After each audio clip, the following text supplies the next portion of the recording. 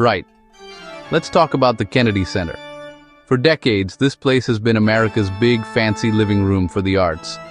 It's where you go to see breathtaking ballet, hear orchestras that make your soul vibrate, and watch plays that make you think. It's a living memorial to President John F. Kennedy, a man who believed that art was central to the health of a nation. The Kennedy Center was supposed to be a place for everyone, a cultural hub for the capital, standing proudly on the banks of the Potomac River, a beacon of creativity and excellence.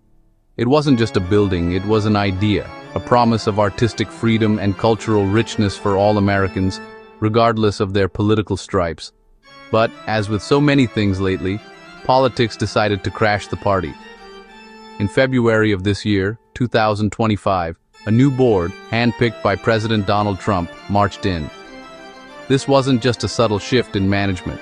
No, this was more like a hostile takeover you'd see in a bad 80s movie, complete with smug new bosses and a complete disregard for everything that came before. The mission seemed clear from day one, to remake the Kennedy Center in a new image. An image that, as we would soon find out, looked a lot less like a respected cultural institution and a lot more like a five-star hotel lobby in Dubai, with a bit of a political rally thrown in for good measure. The very first order of business for this new board was to show the door to Deborah Rutter. Now, Deborah Rutter wasn't just some random person in a suit. She was the president of the Kennedy Center for over a decade, a widely respected leader who had guided the institution with a steady hand. She was known for her deep commitment to artistic diversity and for launching ambitious projects like The Reach, an expansion designed to make the arts more accessible to younger, more diverse audiences. Firing her on day one was a statement. It was a loud, clear signal that the old way of doing things was over. The era of quiet competence and artistic integrity was officially canceled. And what replaced it? Well, buckle up. The change was swift and, to many, deeply unsettling.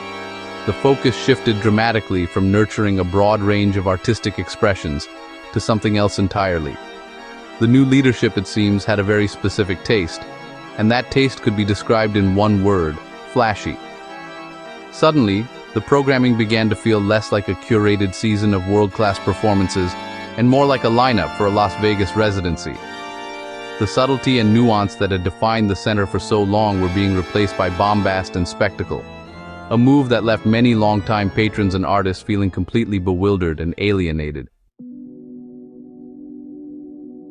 So, what does a showier Kennedy Center actually look like? Well, imagine more gold, a lot more gold, and glitter, and events that feel less like a night at the symphony and more like a product launch. We're talking about concert series featuring aging rock bands known more for their hair than their harmonies, and gala dinners with ticket prices that could fund a small nation's arts budget for a year.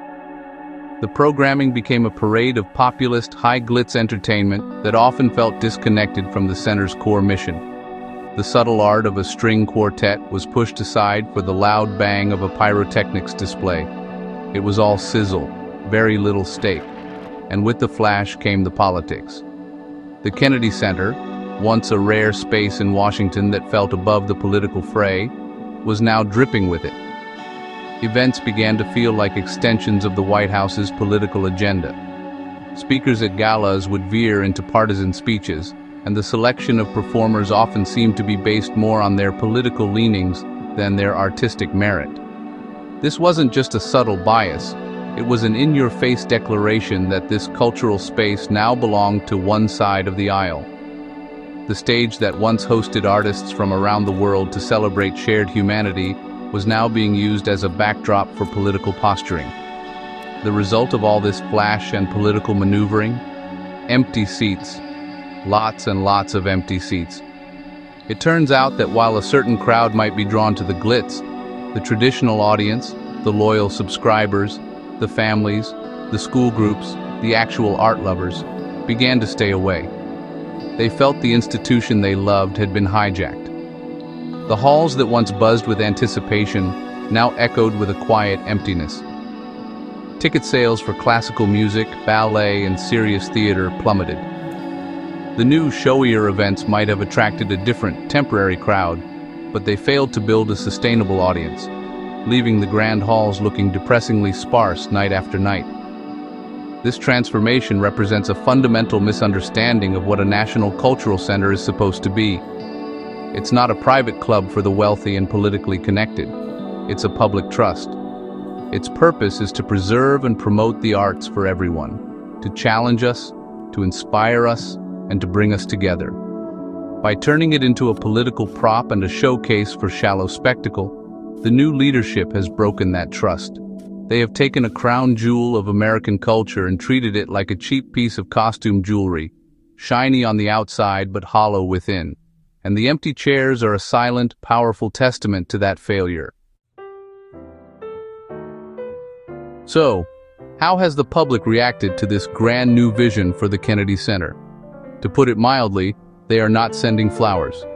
In fact, if you were to read the comment sections of any news article about the changes, you'd need a hazmat suit. The overwhelming sentiment is one of anger, disappointment, and a profound sense of loss. People who have been attending performances for decades, who brought their children and grandchildren to the center, now feel like strangers in their own cultural home. They see the changes not as an evolution, but as a desecration of a beloved institution. It's a public relations disaster of epic proportions.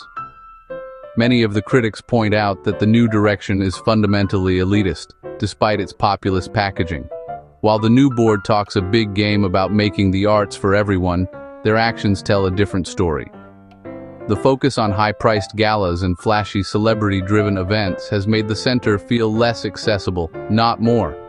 The diverse community-focused programs that Deborah Rutter championed have been cut back or eliminated entirely. People feel that the institution has turned its back on the local community in favor of catering to a small, wealthy, and politically aligned circle. It's a classic bait-and-switch, promising populism while delivering plutocracy. The political polarization of the center has been particularly galling for many. Washington, D.C. is already a city divided by politics. The Kennedy Center was supposed to be a refuge from that. It was a place where Democrats and Republicans could sit side by side and be moved by the same performance.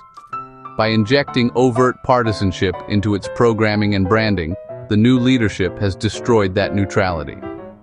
Now, a ticket to the Kennedy Center can feel like a political statement, which is the last thing most people want when they're just trying to enjoy a nice evening of music or theater. Art is supposed to unite us, not divide us further. This backlash isn't just happening online either. Artists, donors, and longtime staff have been voting with their feet. Several high-profile performers have publicly declined invitations to perform at the center, citing the new political climate. Major donors have quietly withdrawn their support, redirecting their philanthropy to other arts organizations that have remained true to their mission. And inside the building, there has been a quiet exodus of experienced staff, the people who actually know how to run a world-class performing arts center. You can't just replace that kind of institutional knowledge and passion overnight, no matter how much gold paint you slap on the walls.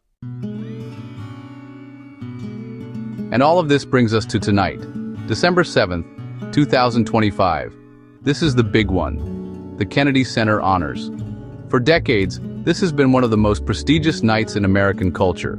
A moment when the nation comes together to celebrate artists for their lifetime contributions. It has traditionally been a night of elegance, respect, and genuine heartfelt tributes. The image of the President and First Lady sitting in the presidential box, applauding artists from all walks of life, has been a powerful symbol of national unity. It was a night where politics were checked at the door and art was allowed to take center stage. But this year, it feels different. Tonight's event has been billed as Trump's biggest night yet, the grand culmination of his 10-month cultural makeover. The guest list is a who's who of his political allies and celebrity supporters. The list of honorees themselves has been a source of controversy, with some critics arguing that the selections were based more on political loyalty than artistic achievement. The whole affair has been marketed with the subtlety of a monster truck rally, promising an unforgettable night of patriotic entertainment. It feels less like a celebration of the arts and more like a coronation. The question on everyone's mind is, who will show up? In recent years, even before this takeover, The event has been fraught with political tension, with some honorees choosing to boycott the traditional White House reception. But this year, the tension is inside the building itself. Will the remaining titans of the artistic world attend, or will they stay away, refusing to lend their credibility to this new version of the Kennedy Center? Will the broadcast be a celebration of culture, or will it be a carefully edited piece of political propaganda? The soul of the event seems to be hanging in the balance. Ultimately, the future of the Kennedy Center itself feels uncertain. Can an institution so central to the nation's cultural life survive being turned into a political football? Once you alienate your core audience, drive away your talent, and politicize your mission, it's a long, hard road back. Tonight's Kennedy Center honors might be a glittering spectacle, a night of self-congratulation for the new regime.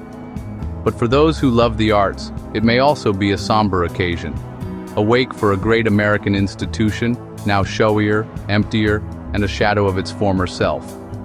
And that truly is no honor at all.